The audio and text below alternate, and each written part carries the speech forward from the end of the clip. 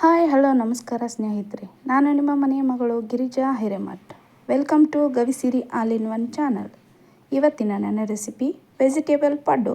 ಬನ್ನಿ ವೆಜಿಟೇಬಲ್ ಪಡ್ಡು ಹೇಗೆ ಮಾಡೋದು, ಅದಕ್ಕೆ ಏನೇನು ಸಾಮಗ್ರಿಗಳು ಬೇಕು ಅಂತ ನೋಡ್ಕೊಂಡ್ಬಿಡೋಣ. ಮೊದಲು ಒಂದು ಪಾತ್ರೆಗೆ 3 ಕಪ್ ಆಗುವಷ್ಟು ರೇಷನ್ ಅಕ್ಕಿ ಅಥವಾ ನಿಮ್ಮ ಮನೇಲಿ ಯಾವುದಿರುತ್ತೋ ಆ ಅಕ್ಕಿನ ಹಾಕಿ, ಅರ್ಧ ಕಪ್ ಆಗುವಷ್ಟು ಉದ್ದಿನಬೇಳೆಯನ್ನು ಹಾಕಿ, 1 ಟೀ ಸ್ಪೂನ್ ಆಗುವಷ್ಟು ಕಡಲೆಬೇಳೆಯನ್ನು ಹಾಕಿ,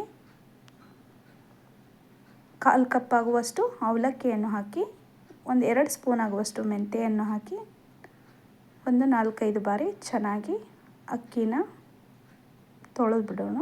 ನೋಡಿ, ಇವಾಗ ತೊಳಿತಾ ಇದ್ದೀನಿ ನಾನು. ಈ ರೀತಿ ಕ್ಲೀನಾಗಿ ತೊಳ್ಕೊಬೇಕು, ಅದರಲ್ಲಿರೋ ಧೂಳು ಎಲ್ಲ ಹೋಗುತ್ತೆ.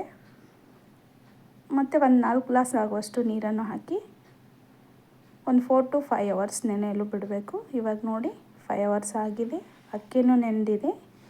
ಇವಾಗ ಇದನ್ನು ಗ್ರೈಂಡ್ ಮಾಡ್ಕೊಂಬಿಡೋಣ. ತುಂಬ ಸ್ಮೂತಾಗಿ ಗ್ರೈಂಡ್ ಮಾಡಬೇಕು. ರುಬ್ಬಿಟ್ಟ ಮಿಶ್ರಣವನ್ನು ರಾತ್ರಿ ಇಡೀ ಬಿಡೋದ್ರಿಂದ ಚೆನ್ನಾಗಿ ಹುಳಿ ಬರುತ್ತೆ. ನೋಡಿ, ಬೆಳಗ್ಗೆ ನೋಡಿದರೆ ಹಿಟ್ಟು ಎಷ್ಟು ಚೆನ್ನಾಗಿ ಉಬ್ಬಿ ಬಂದಿದೆ. ಇದಕ್ಕೆ 1 ಸ್ಪೂನ್ ಉಪ್ಪು ಮತ್ತು ಸ್ವಲ್ಪ ಬೇಕಿಂಗ್ ಸೋಡಾವನ್ನು ಹಾಕಿ ಚೆನ್ನಾಗಿ ಮಿಶ್ರಣ ಮಾಡ್ಕೊಳ್ಳೋಣ. ಈ ಕಡೆಗೆ ನಾವು 1 ಸೌತೆಕಾಯಿ ಮತ್ತು 1 ಕ್ಯಾರೆಟನ್ನು ಚೆನ್ನಾಗಿ ತುರಿದ್ಬಿಟ್ಟಿಟ್ಟಿದ್ದೀವಿ.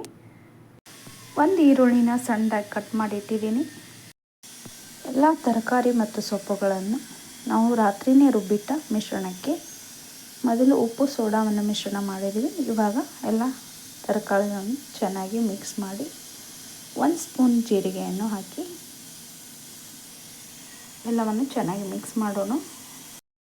ನಾನಿಲ್ಲಿ ಕ್ಯಾರೆಟ್, ಸೌತೆಕಾಯಿ, ಮೆಂತ್ಯ ಸೊಪ್ಪು ಮತ್ತು ಈರುಳ್ಳಿಯನ್ನು ಬಳಸಿದ್ದೀನಿ. ನೀವು ನಿಮಗೆ ಇಷ್ಟವಾದ ತರಕಾರಿಗಳನ್ನು ಸಣ್ಣದಾಗಿ ಹೆಚ್ಚಿ ಬಳಸ್ಬೋದು. ಇದಕ್ಕೆ ಇಂಥದ್ದೇ ತರಕಾರಿ ಹಾಕಬೇಕಂತೇನಿಲ್ಲ, ನಿಮಗೆ ಇಷ್ಟವಾಗಿರೋ ತರಕಾರಿ ಸೊಪ್ಪುಗಳನ್ನು ಬಳಸ್ಬೋದು.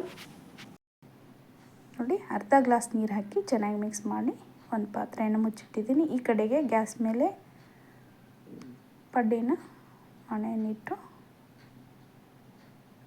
ಅದು ಬಿಸಿಯಾದ ನಂತರ ಸ್ವಲ್ಪ ಎಣ್ಣೆಯನ್ನು ಹಾಕಿ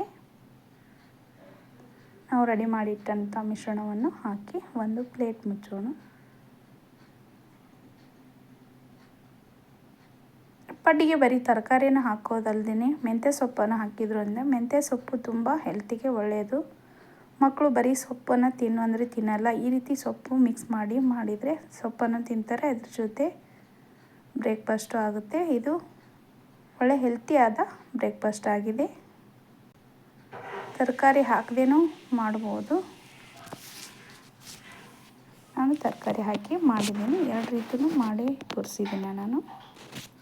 ನಿಮಗೆ ಯಾವ ರೀತಿ ಇಷ್ಟ ಆಗುತ್ತೆ ಆ ರೀತಿ ನೀವು ಮಾಡ್ಕೋಬೋದು. ನಾನು ಮಾಡಿರೋ ರೆಸಿಪಿ ನಿಮಗೆ ಇಷ್ಟ ಆಗಿದ್ದರೆ ಲೈಕ್ ಮಾಡಿ, ಶೇರ್ ಮಾಡಿ, ಸಬ್ಸ್ಕ್ರೈಬ್ ಮಾಡೋದನ್ನು ಮರಿಬೇಡಿ ಫ್ರೆಂಡ್ಸ್. ಸಬ್ಸ್ಕ್ರೈಬ್ ಆಗದೆ ನನ್ನ ವಿಡಿಯೋ ನೋಡ್ತಾ ಇರೋರು ದಯವಿಟ್ಟು ಸಬ್ಸ್ಕ್ರೈಬ್ ಮಾಡ್ಕೊಳ್ಳಿ. ಬೆಲ್ ಐಕಾನ್ ಪ್ರೆಸ್ ಮಾಡುವುದರ ಮೂಲಕ ನೋಟಿಫೈ ಆಗಿರಿ. ಅಂದರೆ ನಾನು ನೆಕ್ಸ್ಟ್ ಹಾಕೋ ವಿಡಿಯೋಗಳು ಮೊದಲೇ ನಿಮಗೆ ಬಂದು ತಲುಪುತ್ತೆ, ನೀವೇ ಮೊದಲು ನೋಡ್ಬೋದು. ನಾನು ಮಾಡಿರೋ ವಿಡಿಯೋ ನಿಮಗೆ ಇಷ್ಟ ಆಗಿದ್ದರೆ ನಿಮ್ಮ ಫ್ಯಾಮಿಲಿ ಫ್ರೆಂಡ್ಸ್ಗೆಲ್ಲ ಶೇರ್ ಮಾಡಿ. ಮತ್ತೊಂದು ಹೊಸ ವಿಡಿಯೋ ಜೊತೆಗೆ ಬರ್ತೀನಿ. ನಿಮ್ಮ ಅನಿಸಿಕೆ ಅಭಿಪ್ರಾಯಗಳನ್ನು ಕಾಮೆಂಟ್ ಮೂಲಕ ತಿಳಿಸಿ. Thank you for watching.